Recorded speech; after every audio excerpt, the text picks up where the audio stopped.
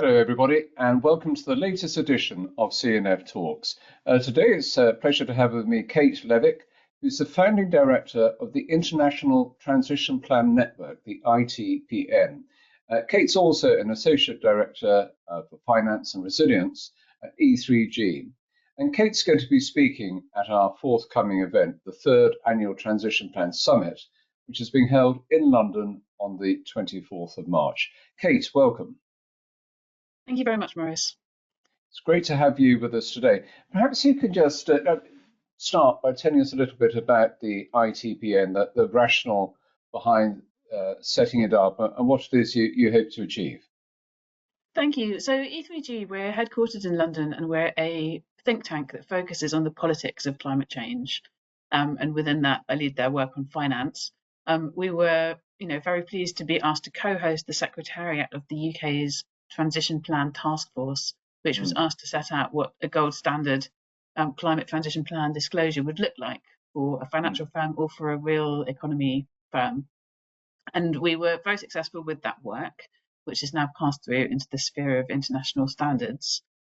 During that work, supporting the TPT, it was clear to us in E3G that there were conversations going on between different jurisdictions about how they would approach transition plans and what kind of regulations or policies they might create, and that there was lots of exchange and dialogue going on, but there was a useful opportunity to create more space for that exchange and dialogue.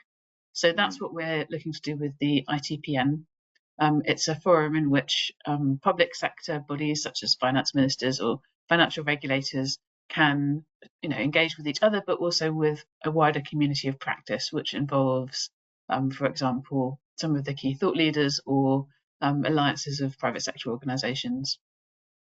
So that's very helpful, Kate. So are you trying to establish international standards so that things are equal in terms of the quality of transition plans across jurisdictions? Is that the aim, that you take perhaps the TPT standards and guidance and advice, and that's sort of universally applied, or do you allow for variations?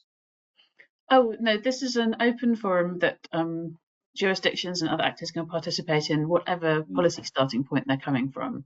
And part of the reason why it's a useful contribution is that actually, approaches to transition plans and transition planning have developed in different ways in different jurisdictions, and sometimes in different ways by different kinds of regulator, depending on what their mandate is. So some might be more focused on the risk element of transition plans, for example, and others might be more focused on anti-greenwashing or on trying to support 1.5 and Paris goals.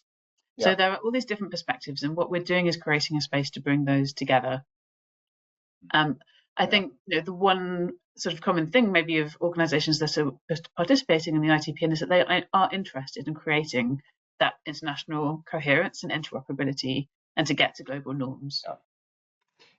And as we're all aware, everybody's pushing for transition finance to move forward. Here in the UK, there's been the review that was organised at the behest of the government. And clearly, transition plans play an important part in that.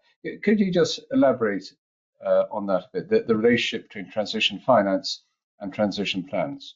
Absolutely. So transition plans are just one tool that can be part of a wider suite of policy tools around transition finance. And when we talk about transition finance, we're talking about how to mobilise finance and investment into the economic transition through to meeting Paris goals, including not only decarbonisation, but also adaptation and resilience. So different countries around the world are taking slightly different approaches. In some, it's more popular, for example, to have a transition taxonomy. We're also seeing, increasing use of instruments like transition bonds, transition loans, but transition plans and planning for transition play an important role in that. So the UK created a transition finance market review, which reported last year. I was on the expert group for that review, and E3G also provided some support for the work, but there were a wide number of stakeholders contributing to that. So they made a number of recommendations about how to make the UK a champion of transition finance. They did include in that, a strong focus on the value of transition plans. Okay, and when you look at transition plans, what would you say are the key elements that companies need to have at front of mind when they are preparing these? What are the key things that they really should all have thematically, in terms of transparency, accountability, and so on? Absolutely. So, when the TPT framework, we tried our best to integrate and be interoperable as much as possible with other key frameworks that were already out there, such as the TCFD and such as GFANS.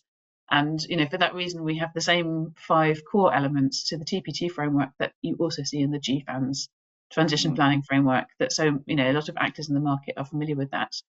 And it goes through from foundations where you're really setting your strategy and your goals, and then through to in the planning, the operationalization, how you're actually going to do it, the metrics and targets that are going to be mm, set, um, the governance around that, and the reporting. So there's this overarching 5-element framework, which I think we're setting out that a robust and credible transition plan should have all these elements within it.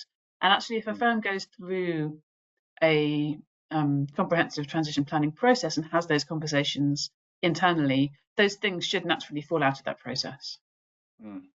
And do you feel, I mean, that there's been across the world, to some extent at least, a bit of a backlash against ESG and what people regard as woke. Has that, uh, so far in your experience, has that affected companies' willingness to go ahead with things such as drafting transition plans? Or do you think that everything continues beneath the surface and progress has been made? Well, obviously, some of the political changes that we're seeing have been very recent in terms of the changeover in government in the US, for example, and Yeah, there's also a very live policy process happening as we speak in the EU in relation to yeah, simplifying sustainability reporting requirements. yeah. So there is a watch the space about all of that. However, I would say the dramatic sort of market uptake and market momentum we've seen around transition plans and planning, has absolutely been there to date. And I would be surprised if that really changed a lot, because Yeah, a lot of what gets discussed in terms of being, you know, that some of the anti-ESG backlash is much more about sort of vibes and perceptions. When we're talking about transition plans and planning, we're talking about real concrete business strategy processes absolutely. and actually Yeah, getting the hard data that investors are asking for. So I would say that this is something that is more likely to survive the current turmoil. yeah, yeah. No, I think that's absolutely right. And of course, there's the reality of global warming, and no amount of sentiment and talk is going to change that. So yeah, that's a very positive note to end on. And Kate, we're very much looking forward to seeing you at the event on the 24th of March. And for our viewers, hope you'll be able to join us in person. The event's being held in London on the 24th of March. More information available at the website www.cityandfinancial.com. So just remains for me to say thanks for sharing those thoughts, Kate. It's been a pleasure. Looking forward to the conference.